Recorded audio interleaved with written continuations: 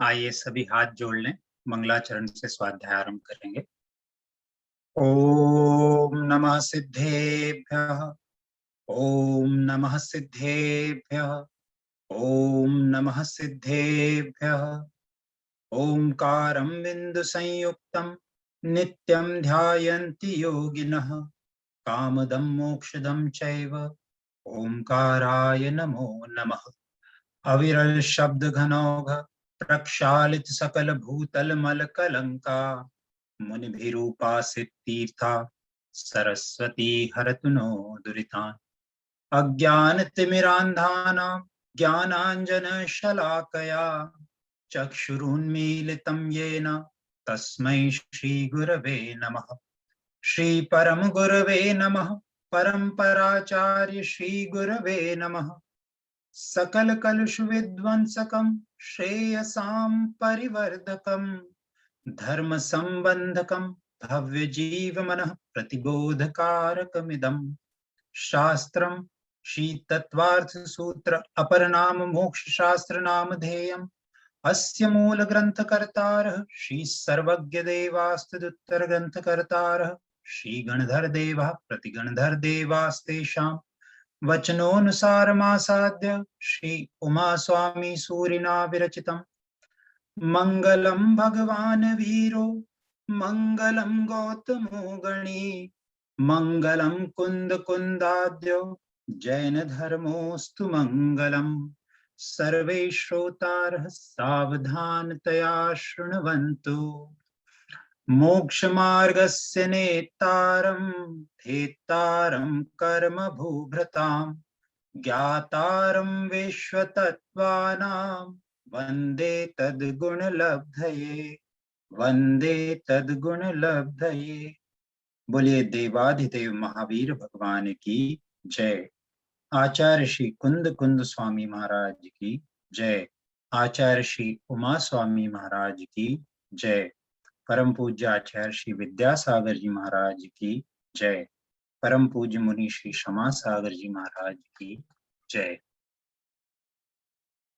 हम लोग स्वाध्याय कर रहे हैं श्री मोक्ष शास्त्र जी का, जिसको हम साधारणतः तत्वार्थ सूत्र इस नाम से जानते हैं।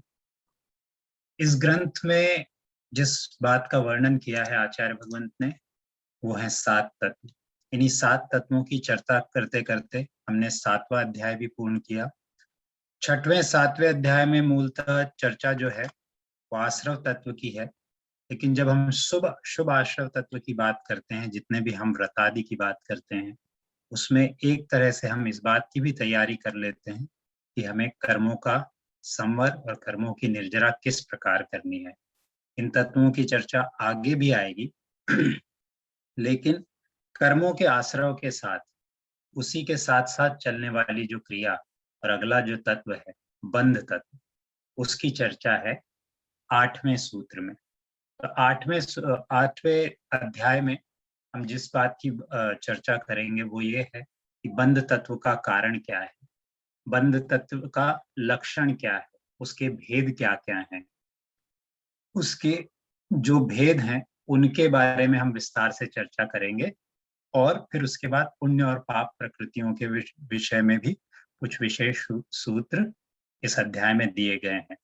जैसा कि अभी तक अपन देखते आए हैं, इतने सुनियोजित तरीके से इन सूत्रों को लिखा गया है। हर चैप्टर में बिल्कुल एक मेन्यू की तरह, जैसे कि हम कोई वेबसाइट या कोई एक लेजेंड फॉलो करते हैं, उसी तरह से कि पहले एक छोटा सा इंट्रोडक्शन, उसके बाद उसकी संख्या आदि और फिर उनका सविस्तार वर्णन।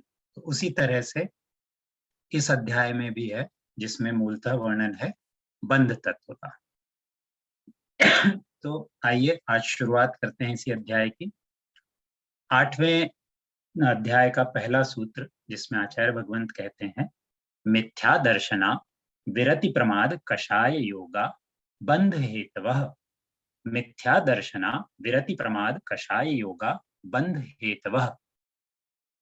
यहाँ जिस बात की चर्चा की जा रही है वो इस बात की कि बंध के कारण क्या है। तो यहाँ पर एक एक शब्द में वो कारण बताए हैं। ये 5 कारण हैं। क्या है? मिथ्या दर्शन, अविरति, प्रमाद, कषाय और योग। ये 5 बंध के कारण हैं। बंध हेतवः यानी बंध के कारण है। अब ये शब्द तो हमको समझ में आ गए कि मिथ्या दर्शन, अविरति, प्रमाद, कषाय और योग। अब इनके मायने भी अपन थोड़ा समझने का प्रयास करते हैं। मिथ्या दर्शन क्या हुआ?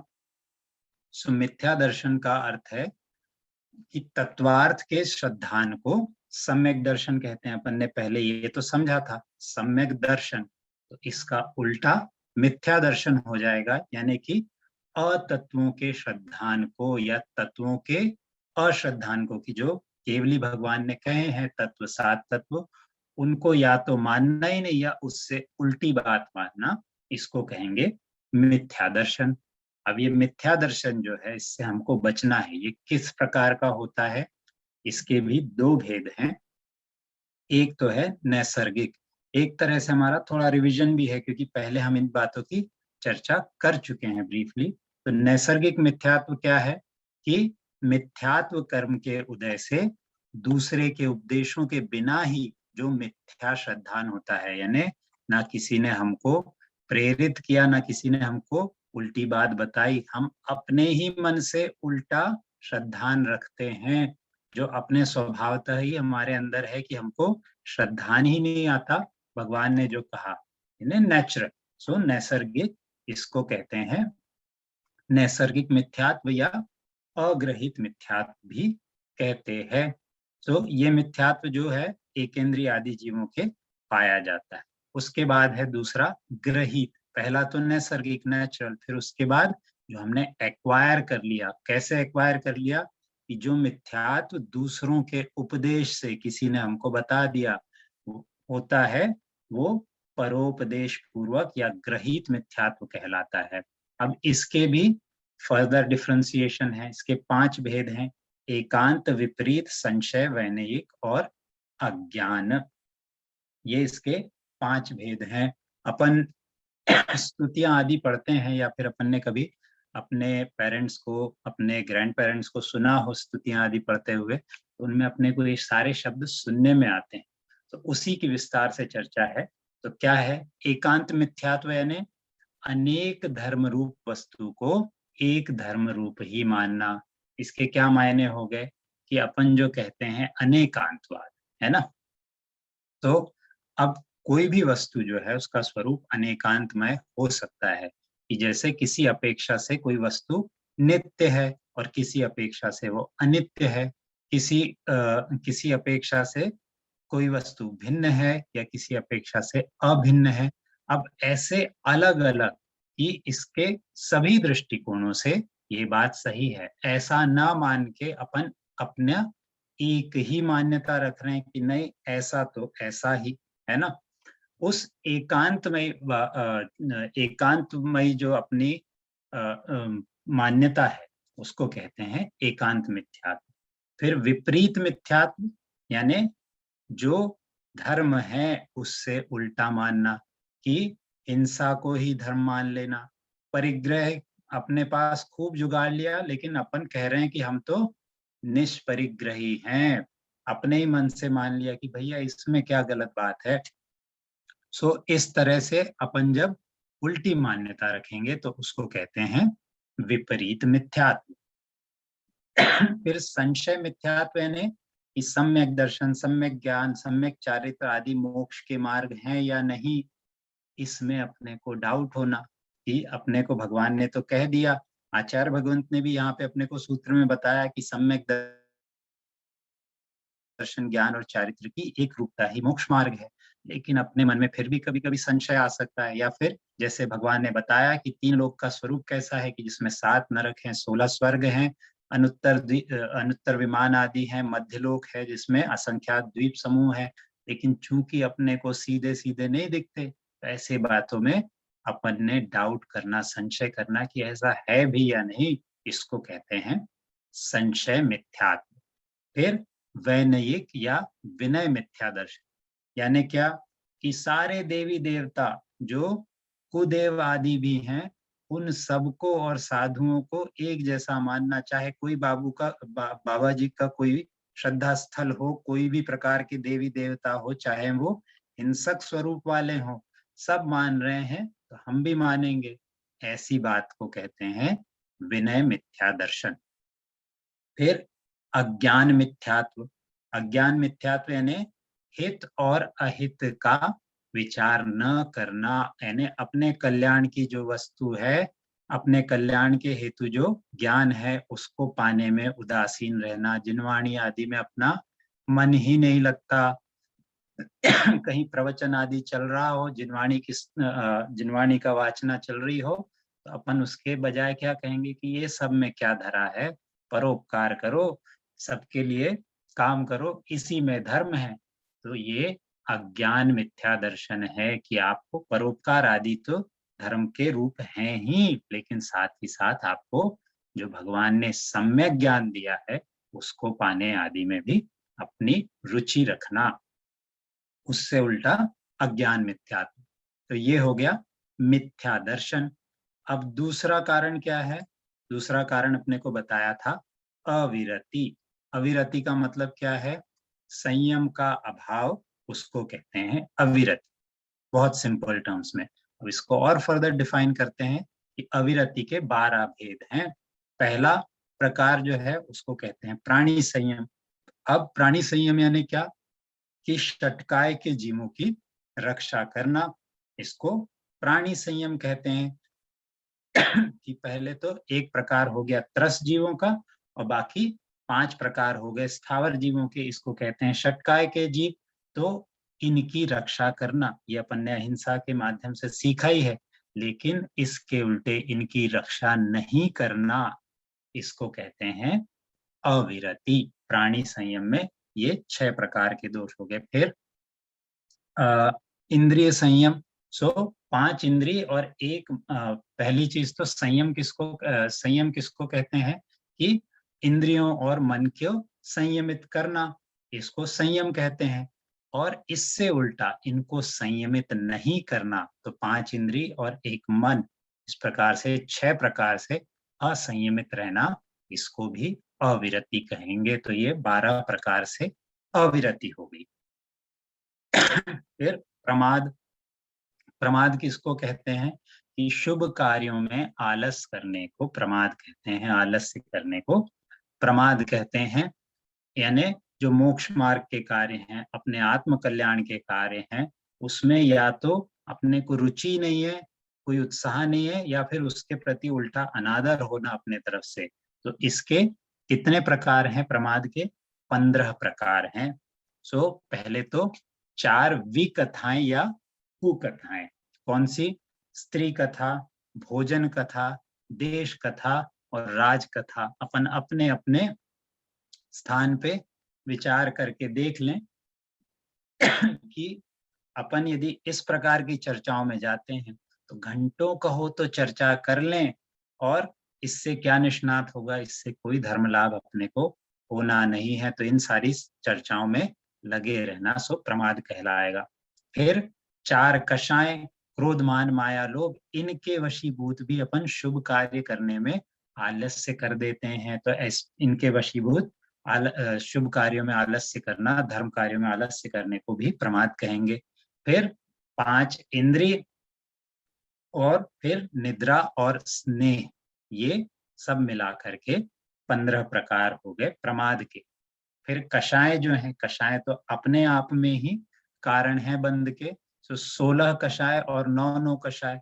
9 कषाय तो अलग, 16 प्रकार की कषाय कैसी होगी कि साधारणतः अपन 4 मानते हैं, क्रोध मान माया लोभ, और फिर उनकी इंटेंसिटी के हिसाब से इस संज्वलन से लेकर के फिर अनंतानुबंधी तक किस प्रकार की कषाय हैं। तो 4 इंटू 4, ये 16 प्रकार की कषाय, और 9 कषाय, ये 25 कषाय हैं। और फिर योग, 5वां कारण। तो योग अपन ने पहले भी पढ़ा है कि मन वचन काय की क्रिया को योग कहते हैं। तो उस प्रकार से मान लें, या फिर यहाँ पे जैसा अपन ने लिखा है कि 4 मनोयोग, 4 वचन योग और 7 काय योग, ये अपन पहले पढ़ चुके हैं, है ना। तो ये सब मिलकर के, या अलग अलग रूप से भी, कि इनमें से कोई एक कारण हो या सारे ही कारण हो, तो ये सब के कारण अपने को बंध होता है कर्मों का।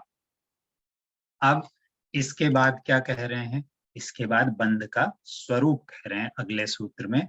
तो उसके बंध के स्वरूप से पहले अपन एक और चीज कर लेते हैं जो अपने को बाद में भी काम में आएगी, कि जो भी अपन ने कारण कहे हैं बंध के, वो कौन कौन से गुण स्थान में किस प्रकार से होते हैं। तो पहले मिथ्यात्व गुण स्थान में तो पांचों ही कारण होते हैं बंध के। उसके बाद फिर सासादन, मिश्र और अविरत सम्यक दृष्टि नाम के ये दूसरे से लेके चौथे गुण स्थान में मिथ्यात्व को छोड़ दें, क्योंकि मिथ्यात्व छोड़ेंगे तभी तो अपन अगले गुण स्थान में जाएंगे। तो मिथ्यात्व को छोड़ दें तो अगले तीन गुण स्थान यानी चौथे तक के गुण स्थान में चार बंध के कारण होते हैं, उसमें मिथ्या दर्शन नहीं होता है। फिर अब इसके बाद अगला गुण स्थान पांचवा संयता संयत नाम का गुण स्थान, उसमें अविरति और विरति मिक्स्ड है, इसीलिए उसका नाम है संयता संयत, क्योंकि उसमें रस हिंसा का त्याग और यथाशक्ति इंद्रिय निरोध होता है।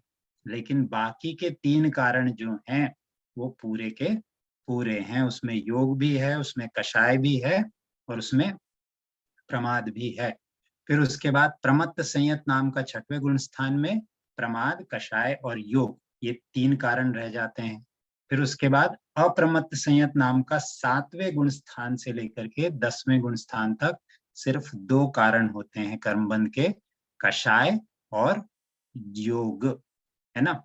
उसके बाद फिर 10वें के बाद के जितने गुण स्थान हैं, तीन गुण स्थान उपशांत कषाय, क्षीण कषाय और सयोग केवली, ये 11वें 12वें और 13वें गुण स्थान में एक ही कारण होता है, क्योंकि उसमें कषाय तो छूट गई तो सिर्फ एक ही कारण बचेगा, योग। और फिर 14वां गुण स्थान जो है उसमें उसका नाम है अयोग केवली गुण स्थान, उसमें बंध का कोई कारण ही नहीं बचता, क्योंकि उसके बाद तो सीधे सिद्ध अवस्था होनी है। तो ये बंध के कारण गुण स्थान में किस किस प्रकार से होते हैं ये भी अपनी चर्चा होगी। अब इसके बाद बंध का स्वरूप कहते हैं कि बंध किस प्रकार से है, तो उसके लिए सूत्र कहा, सकषाय जीव कर्मणो योग्यानुपुद्गला पुद्गलानगत्ते सबंध। सकषायत जीव कर्मणो योगान पुद्गला नादत्ते सबंध, यानी कि जीव जो है वो कषाय सहित होने से कर्म के योग्य पुद्गल परमाणुओं को ग्रहण करता है, वह बंध है। यानी अपन किस कारण से बंद होता है अपने को कर्मों का, कषाय के कारण। ये कषाय ही एक तरह से ग्लू का या गोंद का काम करती है, जो अपने से कर्मों को बांध देती है। यदि कषाय ना हो तो अपने पास कर्म बंधेंगे ही नहीं। लेकिन इसका एक और अर्थ क्या हुआ कि कर्म और कषाय ये जीव के साथ अनादिकाल से चलते आ रहे हैं, नहीं होते तो अभी तक अपन सिद्ध हो गए होते। तो सिद्ध भगवान को छोड़ दें तो बाकी सारे जीवों के साथ कषाय और कर्मों का योग जो है सतत चलता आ रहा है। जिस दिन अपन इससे छूट जाएंगे अपन मुक्त हो जाएंगे। अब इसके बाद आगे कहते हैं बंध के भेद, कि बंध किस किस प्रकार से होता है अपन और इसको किस प्रकार से समझ सकते हैं। तो उसके लिए तीसरा सूत्र कहा, प्रकृति स्थित्यनुभव प्रदेशास द्विविधयः। प्रकृति स्थित्यनुभव प्रदेशास्त द्विविधयः, यानी बंध के प्रकृति बंध, स्थिति बंध, अनुभाग बंध और प्रदेश बंध, ये चार भेद हैं। कि कर्मों का बंध तो हो रहा है लेकिन किस किस प्रकार से, अपन उसको कैसे कैसे समझ सकते हैं। तो प्रकृति के माध्यम से, स्थिति के माध्यम से, अनुभाग और प्रदेश बंध, इन चार माध्यम से अपन उसको समझ सकते हैं। अब इसके क्या मायने हो गए, तो प्रकृति किसको कहते हैं, किसी भी चीज का नेचर, प्रकृति स्वभाव को कहते हैं। फॉर एग्जाम्पल कि नीम जो है वो कड़वा ही होता है, गुड़ जो है वो मीठा होता है, तो ये उसका नेचर है। गुड़ कभी कड़वा नहीं हो जाएगा या नीम कभी मीठा नहीं हो जाएगा, ये उसका नेचर जैसा है वैसा होगा। तो इसी तरह से कर्म रूप पुद्गल परमाणुओं में इस प्रकार के स्वभाव का पड़ना उसको कहते हैं प्रकृति बंध। यानी किस नेचर का कर्म बंधा है उसको कहेंगे प्रकृति बंध। अब ये किस नेचर का है, ये 8 प्रकार के हैं, अपन ने इनके नाम सुने हैं। ज्ञानावरण, जो ज्ञान को ढक दे, उसको ज्ञानावरण कर्म। दर्शनावरण यानी वस्तु के सामान्य प्रतिभास को जो नहीं होने देता है। फिर वेदनीय कर्म का क्या प्रकृति है कि सुख दुख का अपने को आभास कराना, ये वेदनीय कर्म का काम है। फिर दर्शन मोहनी जो है वो तत्वार्थ का श्रद्धान नहीं होने देता है हमको, तो वो दर्शन मोहनी। फिर चारित्र मोहनीय, वो उसका क्या स्वभाव है, उसका स्वभाव है संयम को रोकना, यानी हमको वो इच्छा होते हुए भी संयम ग्रहण नहीं करने देता है। आयु का स्वभाव, यानी आयु का क्या स्वभाव है कि किसी जीव को एक भाव में रोके रखना है। यानी कैसे कि अब हम मनुष्य बन गए, अब हम मनुष्य गति में कितने समय तक जिएंगे, इसको कहते हैं आयु, अपनी एज जिसको अपन कहें। ऐसे किसी भी गति में अपन जाएंगे तो कितने समय तक उस गति में अपन रहेंगे, इसको कहते हैं आयु कर्म। फिर नाम कर्म क्या है, नाम कर्म एक तरह से अपनी सारी एनाटॉमी डिफाइन करता है, यानी कि अपन नारकी बनेंगे, तिर्यंच बनेंगे, उसमें भी अपना शरीर आदि किस प्रकार का बनेगा, इसको ये कौन डिफाइन करेगा, ये नाम कर्म। फिर गोत्र कर्म क्या डिफाइन करेगा कि ऊंचा नीचा व्यवहार करना, ऊंचे नीचे कुल में हमारा जन्म होना, ये गोत्र कर्म डिफाइन करता है। और अंतराय का स्वभाव क्या है, अंतराय का तो जैसा नाम है कि हर जगह अंतराय डालना, विघ्न डालना, की इच्छा है दान देने की, दान नहीं दे पा रहे हैं, इच्छा है धर्म कार्य करने की लेकिन चाह के भी नहीं कर पा रहे हैं, तो ये प्रकृति यानी ये कर्मों के इस नेचर के कर्म हो सकते हैं। अब दूसरा स्थिति बंध है ना यानी कैसा कि जो भी कर्म का स्वभाव बन गया है, जो पहले अपन ने बात कर ली कि कितने प्रकार के कर्म हो सकते हैं, अब उस स्वभाव का न छूटना स्थिति है, यानी कि कितना ड्यूरेशन है ना। अब जैसे कि बकरी, गाय, भैंस, जिसका भी हम दूध बोल ले, उसका स्वाद कैसा होता है, यूजुअली टेस्टी होता है, उसको अपन मिष्ट स्वभाव बोलते हैं कि टेस्टी होता है। अब उसका टेस्टी होना या उसका टेस्ट जैसा का वैसा बना रहना, इसकी कोई लिमिट होती है, उसका कोई ड्यूरेशन होता है कि 2 दिन रह जाएगा अच्छा, 3 दिन रह जाएगा अच्छा, या फिर आप उसको प्रोसेसिंग कर दें तो कितने दिन, लेकिन वो फिक्स रहेगा, उसके बाद उसका स्वाद जो है वो खराब हो जाएगा। अब ऐसे ही जो अपने को ज्ञानावरण आदि कर्म जो हैं, जो बंधे हैं, वो कितने समय तक अपने स्वभाव को नहीं छोड़ेंगे, कितने समय तक वो बने रहेंगे, यानी कि आया है अभी उदय में तो अब अपना परिणाम दिखाते रहेगा, कितने ड्यूरेशन के लिए, उसको कहते हैं स्थिति, इसको कहते हैं स्थिति बंध। फिर अनुभाग बंध, अनुभाग यानी क्या, पहले तो ड्यूरेशन हो गया, फिर अब ये पोटेंशियलिटी की कितना इंटेंसिटी का कर्म बंधा है। अब वही एग्जांपल अपन ले लें कि अलग अलग प्राणियों का दूध तो ठीक है, बकरी का भी दूध होता है, गाय का भी होता है, भैंस का भी दूध होता है, लेकिन किसी का दूध ज्यादा गाढ़ा होगा, किसी का कम गाढ़ा होगा, किसी में घी ज्यादा निकलेगा, किसी में कम निकलेगा। इसी तरह से कर्म तो ठीक है, ज्ञानावरण कर्म ही आ गया मान लो हमको, और अमुक समय के लिए हमारा ज्ञानावरण कर्म का उदय है कि 10 वर्ष के लिए है, जितने भी वर्ष के लिए, लेकिन कितना स्ट्रॉन्ग वो है, कितना तीव्र कर्म है, उसको कहते हैं अनुभाग बंध।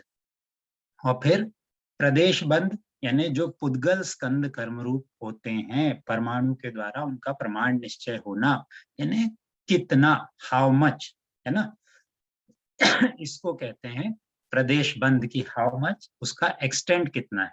तो इस तरह से बंध के 4 भेद हैं, इनमें से प्रकृति बंध और प्रदेश बंध तो योग से होते हैं, और स्थिति बंध और अनुभाग बंध जो हैं, यानी कि ड्यूरेशन एंड पोटेंशियलिटी किससे डिफाइन होगी, कषाय से। इसलिए जब कर्मों का उदय आता है तब अपने भावों के ऊपर, अपने कषायों के ऊपर कंट्रोल रखना चाहिए, नहीं तो वो आपके आगामी कर्मों की उतनी ही पोटेंशियलिटी बढ़ा देता है अब इसके बाद 2 सूत्र अपन और करते हैं, फिर आज अपन विराम लेंगे। तो अगले सूत्र में क्या कहा, आद्यो, अब ये जो 4 प्रकार कह दिए उसी में कह रहे हैं कि आद्यो ज्ञान दर्शनावरण वेदनीय मोहनीय या यायुर्नाम गोत्रांतराय। यानी क्या अर्थ हुआ कि आद्यो यानी कि पहला, क्या, प्रकृति, जो अपनी प्रकृति की अपन बात कर रहे थे, तो उस प्रकृति के कितने प्रकार हैं, सो यहाँ पे कह रहे हैं उसके 8 प्रकार हैं। ज्ञानावरण, दर्शनावरण, वेदनीय, मोहनीय, आयु, नाम, गोत्र और अंतराय। इस तरह से 8 प्रकार के 8 प्रकार की प्रकृतियां हो सकती है कर्मों की। अब इसको अपन वापस डिफाइन नहीं करेंगे, वहीं अपन ने चर्चा कर ली थी कि ज्ञानावरण क्या करेगा, हमारे ज्ञान को ढक देगा, हमारे ज्ञान को प्रकट नहीं होने देगा। दर्शनावरण हमारे को दर्शन नहीं होने देगा। इसी तरह से बाकी सारे अपन वहीं चर्चा कर चुके हैं। अब इसके बाद प्रकृति बंध के और आगे भेद कहते हैं, वही अपन जो बात कर रहे थे कि एक पहले ब्रीफ दे दिया, फिर उसको और आगे डिफाइन कर रहे हैं। तो 5वें सूत्र में क्या कहते हैं कि इनके टाइप कितने हैं, जो कर्म अपन ने 8 को कह दिए उनके कितने कितने प्रकार हैं। तो यहाँ सूत्र में कहते हैं पंच नवद्वय ष्टाविंशति चतुर्वि चतुर्विच चत्वारिंशद द्विपंच भेदा यथाक्रमम। तो अब इसका मतलब यथाक्रमम यानी क्या, रिस्पेक्टिवली, कि पहले सूत्र में जिस ऑर्डर से कहे थे उसी ऑर्डर में यहाँ पे संख्या बता दी कि ज्ञानावरण आदि जो कर्म है उनके कितने कितने प्रकार हैं। 5, 9, 2, 28, 4, 42, 42 और उसके फिर उत्तर करके 93 प्रकार हो जाते हैं नाम कर्म के। और फिर गोत्र कर्म के 2 प्रकार और आखिरी में 5 भेद हैं आपके अंतराय कर्म के, है ना। अब ये तो इनकी काउंट बता दी। तो अब इसमें एक एक के प्रकार करते हैं। तो अपन 2 सूत्र और करेंगे, उसके बाद आज विराम लेंगे। सो फिर कहा मति श्रुतावधि मनः पर्यय केवलानाम। मति श्रुतावधि मनः पर्यय केवलानाम, यानी पहला जो कहा ज्ञानावरण कर्म, उसके कितने प्रकार हैं, मति ज्ञानावरण, श्रुत ज्ञानावरण, अवधि ज्ञानावरण, मनः पर्यय ज्ञानावरण और केवल ज्ञानावरण। ये उसके 5 भेद हैं। अपन ने पहले पढ़ा है कि ज्ञान के 5 भेद हैं। तो उन्हीं पांचों ज्ञान को एक एक कर्म जो है ढक लेगा, उसको आवृत कर लेगा। उसी प्रकार से ये एक एक प्रकार का ज्ञानावरण कर्म हो जाएगा। तो 5 प्रकार के ज्ञानावरण कर्म हैं। अब इसके बाद दर्शनावरण के 9 भेद, ये अंतिम सूत्र आज अपन करेंगे, फिर अपन आज विराम लेंगे। तो उसके लिए कहा दर्शनावरण के 9 भेद, 9 टाइप्स हैं दर्शनावरण कर्म के। सो कौन कौन से, सो चक्षुर चक्षु वदि केवलानाम, निद्रा निद्रा निद्रा, प्रचला प्रचला प्रचला, स्त्यान गृध्यश्च। कौन से 9 टाइप हो गए, तो पहला चक्षु दर्शनावरण, अचक्षु दर्शनावरण, अवधि दर्शनावरण, केवल दर्शनावरण, निद्रा निद्रा निद्रा, प्रचला प्रचला प्रचला और स्त्यान गृद्धि। ये 9 भेद हैं दर्शनावरण कर्म के। नाम तो अपन ने पढ़ लिया। अब इनका क्या मतलब हुआ कि अपने को जो आंखों से दिखाई देता है, जो चक्षु के द्वारा वस्तु का अपने को सामान्य ग्रहण न होने दे, कि एक नॉर्मल अपने को आभास होता है वस्तुओं का देख के, आंखों से देख के, उसको कहते हैं, वो जो ना होने दे उसको कहते हैं चक्षु दर्शनावरण कर्म। और फिर बाकी की जो इंद्रियां हैं उससे भी अपने को आभास होता है चीजों का, कि किसी चीज को छू करके ये गर्म है, ये कड़ी है, ये हल्की है, इस तरह से अपने को छू करके आभास होता है, या फिर सूंघ के या सुनकर अपने को बाकी की इंद्रियों से भी आभास होता है। तो इस तरह से बाकी की इंद्रियों से होने वाला सामान्य आभास जो अपने को ना होने दे, वो अचक्षु दर्शनावरण कर्म है। फिर जो अपने अवधि दर्शन को रोके, वो अवधि दर्शनावरण है। जो केवल ज्ञान को नहीं होने देता, केवल दर्शन को नहीं होने देता, केवल ज्ञान तो ज्ञानावरण में आ जाएगा, जो केवल दर्शन को नहीं होने दे वो केवल दर्शनावरण कर्म है। अब इसके बाद यहाँ पे ये बड़ा इंटरेस्टिंग है कि अपने को निद्रा, नींद के भी प्रकार बताए आचार्य भगवंत ने। तो क्या क्या बताया? पहले तो जो सिंपल है कि मद खेद और थकान दूर करने के लिए जो नॉर्मल अपन रेस्ट लेते हैं, जो सोते हैं, उसको कहते हैं निद्रा। फिर गहरी नींद को, जिसमें कि अपने को आंखें खोलना भी मुश्किल हो जाता है। पहली वाली तो क्या हुई कि भैया उसमें किसी ने अपने को जगा भी दिया तो अपन शायद जाग जाएंगे। दूसरे प्रकार की क्या, कि सोए हैं, किसी ने हिला डुला दिया तो जरा उठे लेकिन फिर से सो गए, आंखों में किरकिरी महसूस हो रही, किसी ने उठा दिया, तो उसको कहते हैं निद्रा। निद्रा। फिर रंज, मेहनत और थकान के कारण, यानी कि इतने थक के चूर हो गए कि बैठे बैठे ही ऊँघने लग गए, सो हो गई प्रचला। और फिर वही प्रचला यदि और एक्सटेंसिव हो गई तो उसको कहते हैं प्रचला। प्रचला। कई लोगों की स्थिति ये होती है, खड़े खड़े सामायिक भी कर रहे हैं, जिसमें कि वैसे तो बहुत जागृति होना चाहिए, खड़े खड़े ही नींद आ गई, तो वो हो गई प्रचला। प्रचला। और सबसे डीप स्लीप जिसको कहेंगे, या फिर इसमें विशेष रूप ही है जिसको कहते हैं स्त्यान गृद्धि, कि जिसके उदय में जीव सोते सोते हुई उठ करके कोई काम कर डाले, है ना। स्लीप वॉकिंग भी अपन इसको कई बार जानते हैं। और अपन तो इसमें मॉडर्न साइंस के भी एग्जांपल ले सकते हैं कि कई लोगों के साथ ऐसा होता है, सोए थे, उस नींद में ही कहो तो नदी पार करके आ गए, किसी का मर्डर करके आ गए, और जीव को कोई हिसाब नहीं कि हमने नींद में क्या कर दिया, उसको यही लग रहा है कि हम तो सो रहे थे। तो इन सारे प्रकार से ये किसके प्रकार हुए? ये दर्शनावरण कर्म के 9 भेद हुए। इस प्रकार से आज अपन यहीं विराम लेंगे, आगे 8वें सूत्र को और आगे बढ़ाएंगे। बोलिए आचार्य श्री उमा स्वामी महाराज की जय।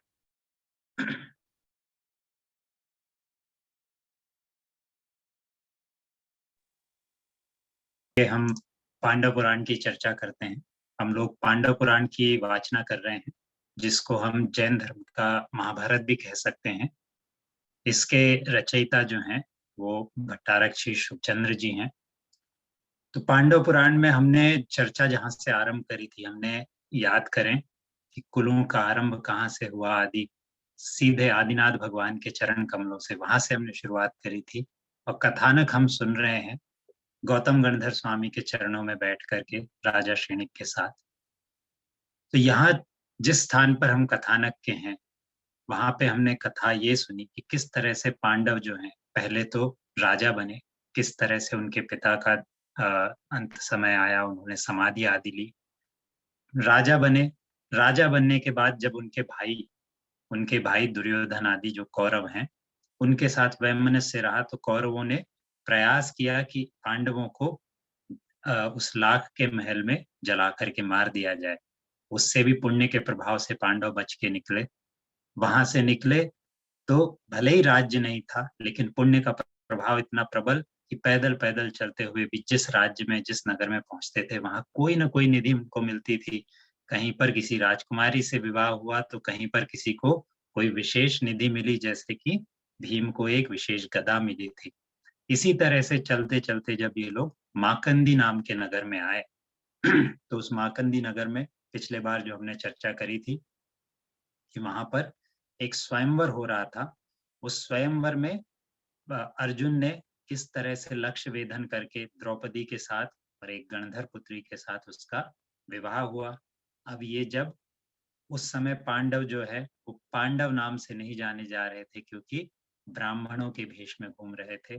तो इस घटना को देख करके दुर्योधन आदि राजाओं को बहुत क्रोध आया कि हमारे जैसे बड़े बड़े महायोद्धा राजाओं के होते हुए कैसे कोई एक छोटा सा ब्राह्मण इस सुंदर कन्या को, द्रौपदी को विवाह करके ले जा रहा है। तो जब उन्होंने अपना दूत भेजा द्रुपद के पास कि इन ब्राह्मणों को कोई ना कोई प्रलोभन दे करके आप चलता कीजिए, और द्रौपदी का विवाह तो हमारे जैसे किसी राजा से ही कीजिए। तो ये सारी चर्चा हुई, और द्रुपद ने फिर उनको याद दिलाया कि स्वयंवर की मर्यादा क्या होती है, कि स्वयंवर में जो स्वयंवर का पण यानी स्वयंवर की शर्त पूरी करता है, उसी के साथ कन्या का विवाह होता है। तो इस प्रकार से अर्जुन के साथ तो विवाह तय हो गया। और फिर एक भीषण युद्ध हुआ, जिसमें दुर्योधन आदि सारे राजा एक तरफ और दूसरी तरफ द्रुपद की सेना, और उसमें ब्राह्मण वेश में पांडव आदि लड़ रहे थे। फिर हमने देखा कि किस तरह से जब उन्होंने कौरवों की सेना को छिन्न भिन्न कर दिया। और अंत में अर्जुन ने एक बाण चलाया, जिसके साथ एक पत्र उन्होंने भेजा था अपने गुरु द्रोण के चरणों में कि हे गुरुवर, मैं अर्जुन ही हूँ और आपके साथ युद्ध नहीं करना चाहता, क्योंकि सामने आ गए थे गुरु। तो उसने कहा था कि आपसे तो युद्ध नहीं करना चाहता गुरुदेव, लेकिन साथ में जो भी आपके खड़े हैं बाकी, उनको तो अपना पौरुष दिखा करके ये सिद्ध ही करूं कि मैं द्रोण का शिष्य हूँ, अर्जुन हूँ। तो जब ये समाचार मिला, उसके बाद द्रोण ने सभी को परिचय बताया कि जिनको तुम साधारण ब्राह्मण समझ रहे हो, वो कोई और नहीं, वो पांडव ही हैं, तुम्हारे भाई ही हैं। फिर सबका वहां पे मिलाप हुआ, सबकी आपस में क्षमा आदि हुई। हमने देखा था कि किस प्रकार से ऐसे क्षण में भी दुर्योधन ने अरिहंत भगवान की शपथ लेते हुए भी झूठ बोला था कि उस लाख के वन में हमने आग नहीं लगवाई। और खैर ये बात पूरी हुई। फिर अंत में क्या हुआ कि वहां पर द्रोण है, भीष्म है, इन सबके साथ में पांडव अपने नगर को वापस आ गए। सब लोग हस्तिनापुर आए। अब कथानक हम उससे आगे की चर्चा करते हैं कि इसके बाद जो है पांडव और कौरव जो है उनमें वापस से आधा आधा राज्य बांट दिया गया। क्योंकि अभी तक तो सबको यही लग रहा था कि पांडव मर गए हैं, और कौरवों के मन में भी ये था कि यदि इस समय हमने फिर से युद्ध छेड़ा तो सबको पता पड़ जाएगा कि हमारे मन में किस प्रकार का कपट है। सो वो भी मान गए कि हाँ, फिर से आधा आधा राज्य एक दूसरे के साथ बांट दिया जाए। तो आधा राज्य पांडवों का हो गया, आधा कौरवों का। अब कौरव अपने आधे राज्य में रहने लगे, और पांडव भी जो है उन्होंने अपना आधा राज्य जो मिला था उसके उसको अपन ये कहें कि एडमिनिस्ट्रेशन के हिसाब से या उसके परिपालन के हिसाब से पांडवों ने भी अपने राज्य के 5 और भाग कर लिए कि इसको एक एक व्यक्ति संभाले। अब इसी तरह यहाँ बताते हैं कि युधिष्ठिर तो इंद्रप्रस्थ में रहते थे। इंद्रप्रस्थ का यहाँ पर जिन्होंने ग्रंथ का अनुवाद किया है, उन्होंने साथ में नाम दिल्ली भी बताया है। काफी संभव है, क्योंकि इंद्रप्रस्थ जो है वो वर्तमान में हस्तिनापुर कोई गया हो तो दिल्ली वहीं से पास में है। तो कहते हैं कि युधिष्ठिर इंद्रप्रस्थ में राज करते थे, और भीमसेन जो है उनको भी दिल्ली के पास में ही तिलपतपुर का राज्य दिया गया था। ऐसे ही अर्जुन को सुनपत का राज दिया गया था। नकुल जलपथ में निवास करते थे, और सहदेव जो है वणिकपतपुर में रहते थे। तो इस तरह से पांचों भाई पांडव जो हैं उनको अपना अपना राज्य मिला। अब इस तरह से अपने अलग अलग रह करके कि सभी जनों का हमको ध्यान रखना है, तो अपने अपने हक के अनुसार आनंद से वो राजलक्ष्मी को भोग रहे थे। अब जब सारी व्यवस्था बन गई, तब युधिष्ठिर और भीम ने, हमको याद होगा कि जब वो इस तरह से ब्राह्मण वेश में घूम रहे थे लाक्षागृह की घटना के बाद, तब उन्होंने बहुत सारी कन्याओं आदि से विवाह किया था। तो जब सारी व्यवस्थाएं हो गई, राजपाट सब ठीक से चलने लगा, तो फिर युधिष्ठिर और भीम जो है उन्होंने देश देश में जहां जहां जो राजपुत्रियों के साथ विवाह किया था उन सबको वो अपने पास लेकर के आ गए। ऐसे ही कौशाम्बीपुरी में विंध्यसेन राजा की पुत्री बसंत सेना को भी लिवा लाए, और युधिष्ठिर ने उसके साथ विवाह कर लिया। अब भीमसेन और भीमसेन वगैरह जितने भी भाई थे, जो छोटे भाई थे पांडवों में, वो हमेशा भले ही अलग नगरों में रहते थे, लेकिन युधिष्ठिर की आज्ञा के अनुसार ही अपने राज्य का पालन करते थे। और जब भी युधिष्ठिर आज्ञा करें तो वो युधिष्ठिर की सेवा के लिए भी तैयार रहते थे। यहाँ पे ये भी बताते हैं कि अब जिसको ऐसा एक बार अनुभव हो गया कि अपने ही भाइयों के द्वारा, कौरवों के द्वारा उनके साथ छल हुआ था, उनको मारने का प्रयास हुआ था, तो कहते हैं कि पांडवों का अपनी सेना को बढ़ाने में भी खूब यत्न था।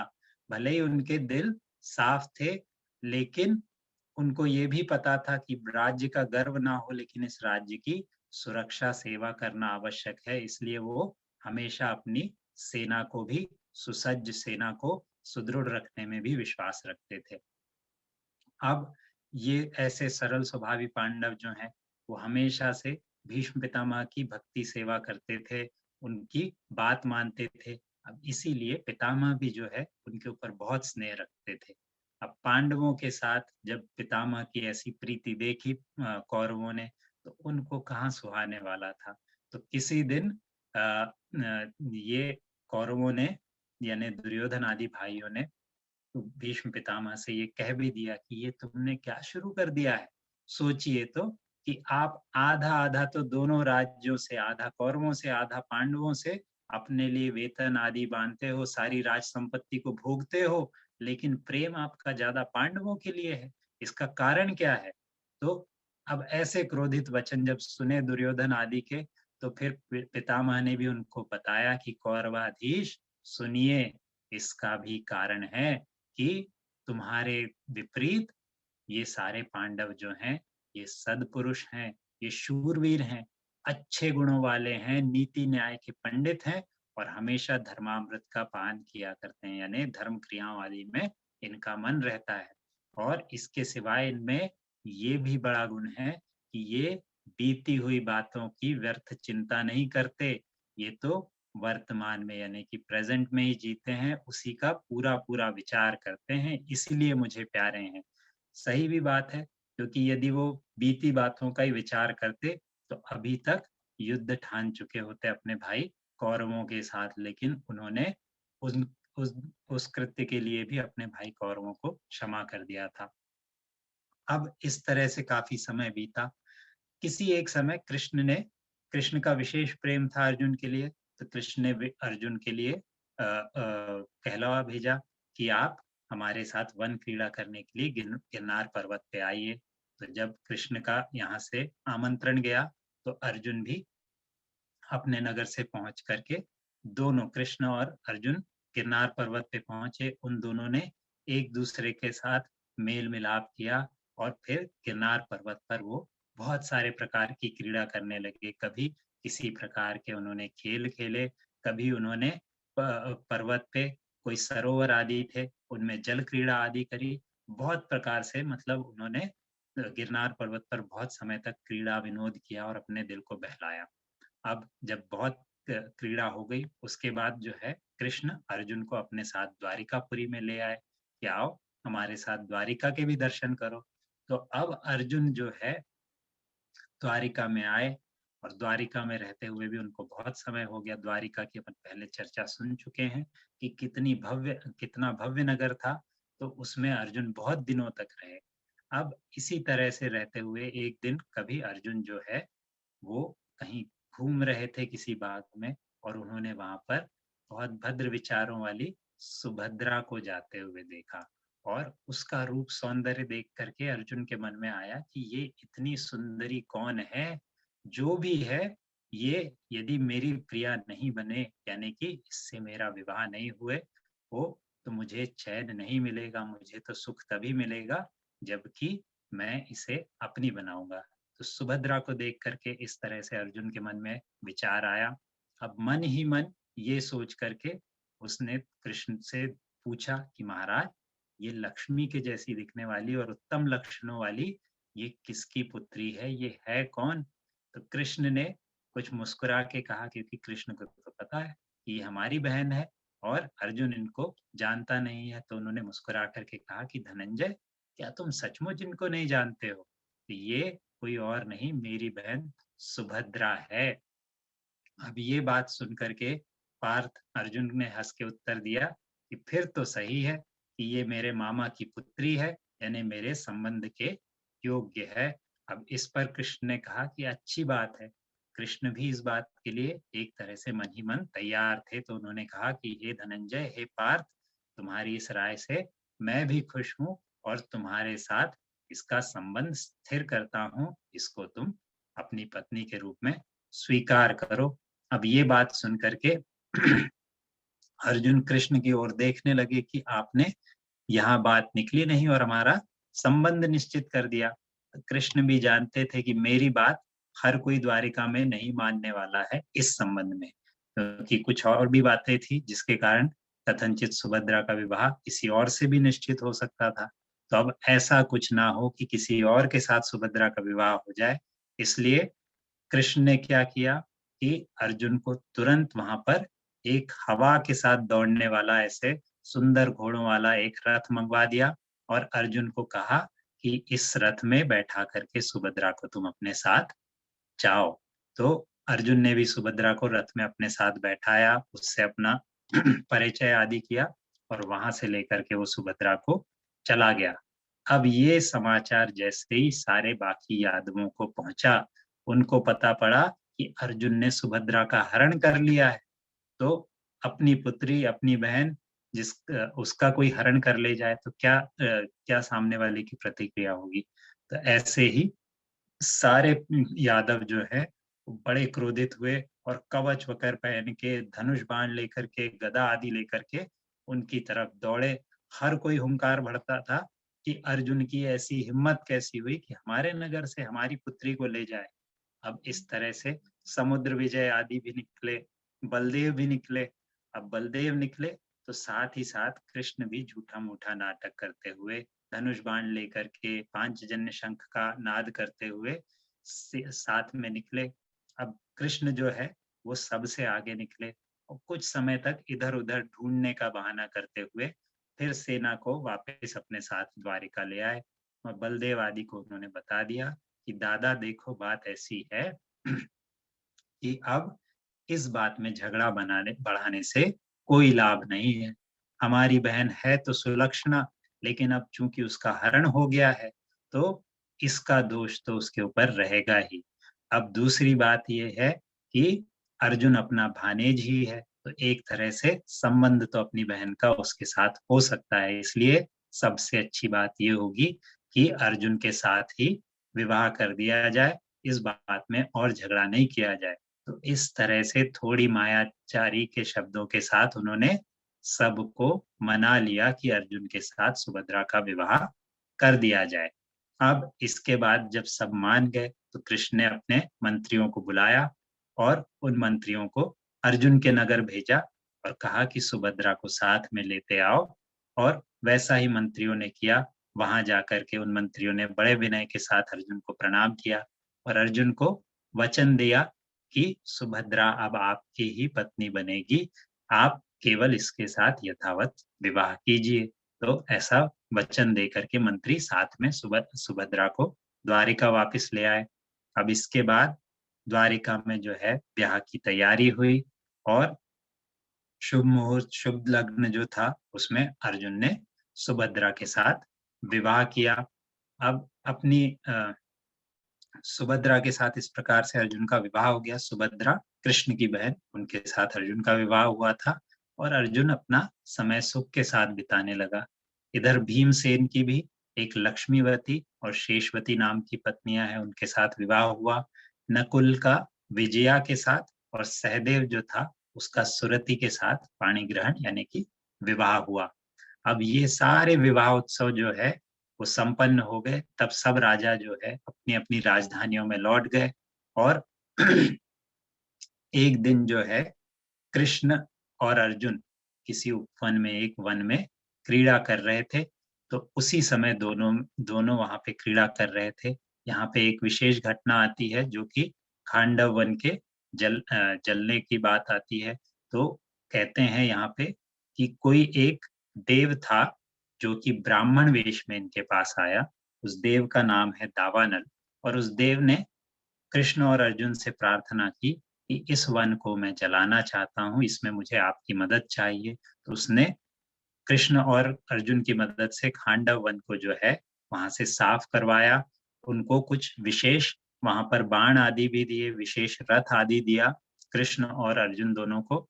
और इस तरह से उस दावानल नाम के देव ने उनके माध्यम से खांडव वन को साफ करवाया। अब इसमें कुछ देवों का, क्योंकि वहां पे कुछ जीवों आदि का घात भी हुआ था, तो कुछ देवों ने इसका विरोध भी किया। लेकिन बाद में अंत में इसी बात पे ठहरी कि अर्जुन का विरोध करना ठीक नहीं है। तो वहां पे वो सारे देव जो हैं अपने अपने स्थानों पर लौट गए और यहाँ पर सभी लोगों ने अर्जुन और कृष्ण का पराक्रम भी देख लिया। अब ये सारी घटना हो गई। अब उसके बाद अर्जुन जो है अपने अपने नगर हस्तिनापुर को वापस लौट आया और कृष्ण भी जो है अपनी नगरी द्वारिका को लौट आए और अपनी राजधानी में पहुंच करके अर्जुन ने सुभद्रा के साथ बहुत दिव्य भोग भोगे और कुछ समय के बाद सुभद्रा से अर्जुन को एक पुत्र हुआ जिसका नाम था अभिमन्यु। तो अब ये सारी घटना की सारे भाइयों के विवाह आदि हो गए हैं और जन्म हुआ है पुत्र का अभिमन्यु। हम सभी जानते हैं कि अभिमन्यु जो है वो महाभारत के युद्ध में विशेष कुछ कार्य करने वाला है। तो अब उस युद्ध की तरफ हम लोग 16वें पर्व में हैं, 25 पर्व हैं इस ग्रंथ के। तो उस 16वें पर्व में अब कोई एक विशेष घटना होती है जो कि पूरे महायुद्ध जो हुआ था महाभारत का, या जिसमें विशेषतः पांडवों और कौरवों के शत्रुता का मुख्य कारण बना, वो एक विशेष घटना अब होने वाली है। उसकी अपन चर्चा अगले बार करेंगे, जिसमें दुर्योधन आदि किस प्रकार से पांडवों को आमंत्रित करते हैं, क्या घटनाएं होती हैं, तो वो सारी चर्चा अगली बार। आज के लिए अपन यही विराम लेते हैं। बोलिए नेमिनाथ भगवान की जय। कोई प्रश्न आदि है तो अपन वो कर लेते हैं, फिर जिनवाणी स्तुति करके आज के लिए विराम लेंगे। भैया मेरा एक क्वेश्चन है। जी। मुझे ऐसा याद था कि कृष्ण की बहन थी, उसकी नाक को कंस ने चपटा कर दिया था, तो वो सुभद्रा थी या दूसरी बहन थी? वो दूसरी बहन थी। कृष्ण की बहुत सारी बहनें थी, तो ये सुभद्रा अलग है, वो बहन अलग थी। ओके, हाँ।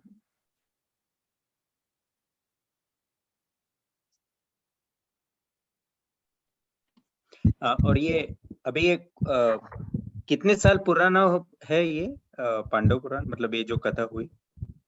हाँ, मतलब कथानक का तो समय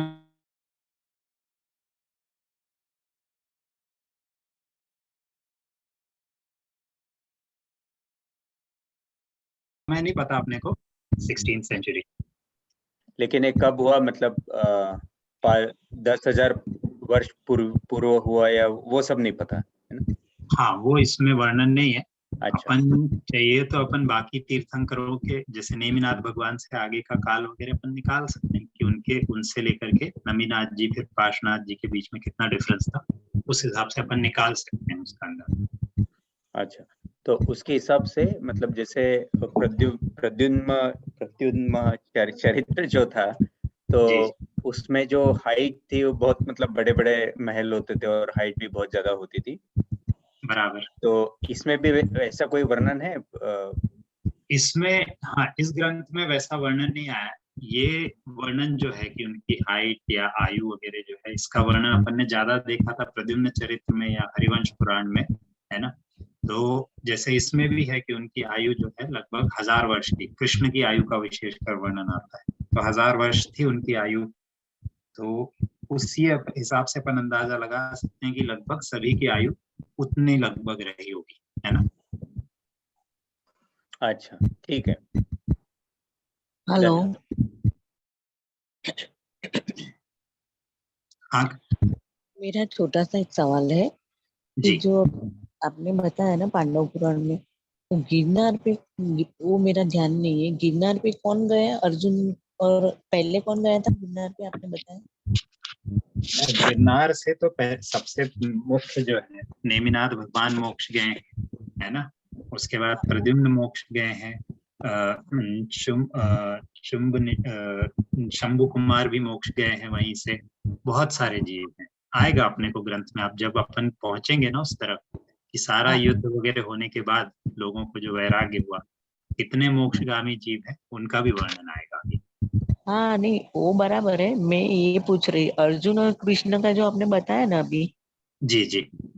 तो गिरनार पे पहले कौन गया था, श्री कृष्ण के अर्जुन? वो मेरे ध्यान में नहीं रह गया, थोड़ा वो जानने का था। अभी अभी आपने बताया ना। हाँ हाँ, नहीं वो तो गिरनार जो है वो द्वारिका के पास ही था, तो कृष्ण ने उनको बुलाया था, तो कृष्ण वहां पहले पहुंचे, फिर अर्जुन पहुंचे उनके साथ ही साथ।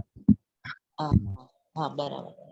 और एक तत्वर सूत्र में खाली वो छोटा सा सवाल था कि वो जो आपने बताया केवल दर्शन और केवल ज्ञान, तो प्रॉपर केवल का मतलब क्या होता है? केवल यानी कि केवल ज्ञान या केवल दर्शन यानी कंप्लीट, कि आपको भूत भविष्य वर्तमान सब चीजों का एक साथ ज्ञान होता है। तो एक्चुअली देखें अपन तो केवल ज्ञान और केवल दर्शन में भी ऐसा कोई डिफरेंस नहीं होता है। बाकी सारे दर्शन जो हैं उसमें ये होता है कि आपको पहले कोई चीज का अपने को एक आभास होता है ना, उसके बाद अपन फिर उसके बारे में विशेष ज्ञान प्राप्त करते हैं। लेकिन केवल दर्शन और केवल ज्ञान जो है वो तो एक साथ होते हैं, और उसका मतलब यही है कि सारे जीवों की सारी पर्याय अपने को एक साथ उसमें स्पष्ट रूप से झलकती है, उसको कहते हैं केवल ज्ञान।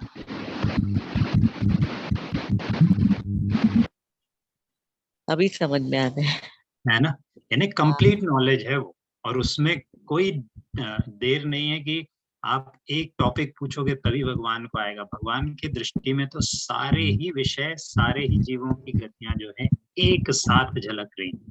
हाँ हाँ हाँ हाँ हाँ बराबर, अभी समझ में आ गया केवल का मतलब। जी ठीक है, ठीक।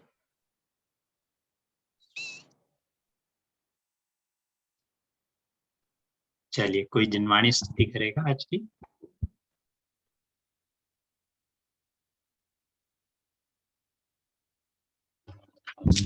मैं कर देती हूँ जी।